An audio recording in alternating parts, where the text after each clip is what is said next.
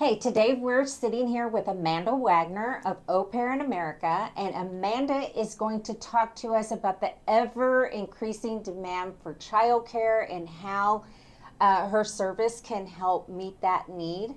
Amanda, thanks for being here. Thanks for having me. You know, most people, when they hear the term au pair, they think maybe everybody has, I think, different ideas of what that means. Yes. And probably a lot of people assume that it's out of reach or just don't even know what it entails. So, Exactly. talk Yeah. to us. So an au pair is sort of like a nanny meets a foreign exchange student. A young person from another country is going to live with your family for a year and provide you up to 45 hours of live-in, flexible childcare per week.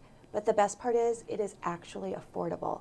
Our cost is equivalent to one child and infant daycare in Kansas City. And the best part is our cost is per family, not per child. So if you have 2 or 3 children, your cost does not double or triple the way it does with a standard daycare. So for a lot of families with more than one kid, they actually save money by switching to Au Pair in America. Wow.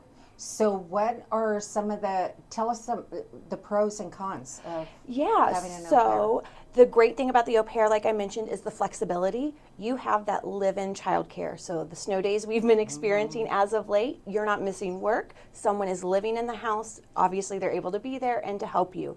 There's no in-service day. There's no, summer break the way there is with a, school schedule, things like that. Plus, your child's exposed to another culture, possibly another language. You are literally bringing the world to your backyard for your children. Well, let's talk about that. How are the au pairs placed? How do you vet them? Like, what does that process Yeah, look so like? before our au pairs ever hit the website where families are able to look, we do some pretty extensive background checks. We do a criminal background check, we verify their driver's license, we do a medical check, we verify their references, we actually call and speak to the references, don't just ask for names and phone numbers. We verify that they've had experience working with children, and then we have them meet with a local interviewer in their home country to verify that they have enough English that conversation and understanding is going to be possible in your home. Once all of that has happened, we then get our au pairs online, and all of that information becomes available to you. So you can see the notes from the interviewer, you can see the application the au pair puts in, how old is she, what country are they from, what are they interested in? Do they love to go swimming, or are they a baker? Something that'll slot into your family. And then I and my placement coordinator will help you look through all of those profiles, and then you're going to Wow. do your own interviews though, because your Wow. perfect au pair is not my perfect au pair, and we want to make sure you find the best fit for you and your Right. family. Right. So you walk alongside with people and help them through that Yes, process that's or what I'm here connect them. for, as like the local coordinator. So I'm going to be with the families while they're looking for au pairs. I'll make suggestions. We'll talk about interview tips and tricks. And then once their au pair arrives, I'm everyone's main point of contact for the year of the program. So what draws the au pairs to the program? Like, what's a typical au pair in any country? What does that demographic look You like? know, 18 to 26, but that is simply because that's a State Department guideline. So they're Right. all going to be 18 to 26 years old. And that's about where some of the similarities end. We have a lot of young people who come in and use it as a gap year. So they're going to come, they want to see what life in the US is like. They have experience and enjoy working with children. So, what a great way for them to combine that. We have others who have finished their degrees, and while they speak great English, it is not the same as like local English. They want to pick up some of those, things that you only pick up while you're here in the States, the local slang, the colloquialisms. And so they're looking for a way to combine their love of children with improving their education in regards to their English language. So sometimes we have teachers, sometimes we have scientists, we have daycare workers, we have people who haven't decided what they're going to do yet, but they are all really amazing young people, 18 to 26, excited and brave and ready to take on the challenge of living in a new country and making a new family for themselves. Yeah, you reminded me after high school, I had a good friend who did that. here. She went to Italy and Oh, lovely. changed her life. And it was that gap year, right? And Sometimes it literally- doesn't stay a year. Sometimes it Yes. goes, but sometimes it does. Yes. Yeah. So that's a beautiful thing. And so what about the host family? Or again, they're not host families, but like the family that takes on the au pair. Like, what is the ideal environment for an au pair? So the ideal is that you're ready to have a new family member. My hope is after a few months together, this young person feels like your younger cousin or your, older niece or nephew, almost like you've slotted them in from somewhere else in the States to live with your family. These are all 18 to 26-year-olds. So I'm going to be concerned if she's eating dinner with you every single night, but I'm going to be just as concerned if your au pair is out with their friends every single night. They should be, doing Friday movie nights with you and Saturdays hitting, chicken and pickle with their other au pair friends and things like that. Right. So it is great when we have a family who is excited to show off the U.S., what makes America lovely, and be open to hear about other cultures and to embrace some of their au pairs traditions.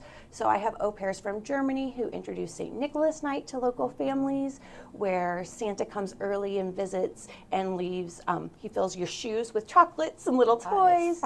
I've had au pairs throw Brazil Day parties, and so they teach their kids some of the line dances that would be done. They wear button-down shirts, braid their hairs, and it's celebrating Brazil. And so it's really this cultural exchange each way. And then your au pair is going to fall in love with those kids and become part of your family. I have an au pair from Poland who did 2 years with a local host family, and that finished last year. But she just contacted me. She has booked flights in May to come back because she misses everyone and wants to see them again. And the host family was so excited, they offered to cover part of her flight because to them it is their niece or their cousin who's been away for almost a year. And so she is back to check in and see how the families are going. You really develop this lifelong bond, which is great for the au pair, and it's great for your children. There are some things they're never going to tell mom or dad. Right. But don't you want to know that they are willing to talk to this young adult who is brave and strong and has been background checked and has their best interest at heart. What a beautiful thing to have that type of cultural exchange in your home. Yes. So it does take a family that's a little brave in that manner, right? That's open to that concept and then just logistically having the space, right? Yes, so each au pair is required to have a private bedroom. They need access to a bathroom, but they're part of the family. Most of us grew up sharing bathrooms with our siblings. He or she's welcome to share a bathroom, but they'll need a private bedroom with a door. And then they need access to food, So most of the time that's going to be, they're going to help themselves to cereal. You're going to throw an extra serving of pasta into the, pan, and then she'll eat dinner with you. Yeah. But they're here to make your life easier, not harder. You're not a short order cook. You don't present her, lunch every day. As long as food's available to them, they'll be great. And they're just going to become a member of the family. They're going to cook their own dinner. They're going to make cookies with their grandmother's recipe to share with your kids, all of those sorts of things. So that's a beautiful thing. They really do become part of the family, and that's the whole goal of having an au pair on top of having the amazing child care. Yeah, the quality child care that you get right in your home. So I, again, this is a service, like we're always trying to connect you with great service providers, and I think this is such an important one that we want to share with all of you. We've got Amanda now on our preferred vendor list, which is actually that URL will be linked to this video. So you can check it out there. Contact Amanda. We'll have her contact information here, and give her a call if au pair, in-home, amazing daycare is something you want to investigate. Live-in childcare with a cultural flair. There you go. Yes, and we'll see you next time. Thank you.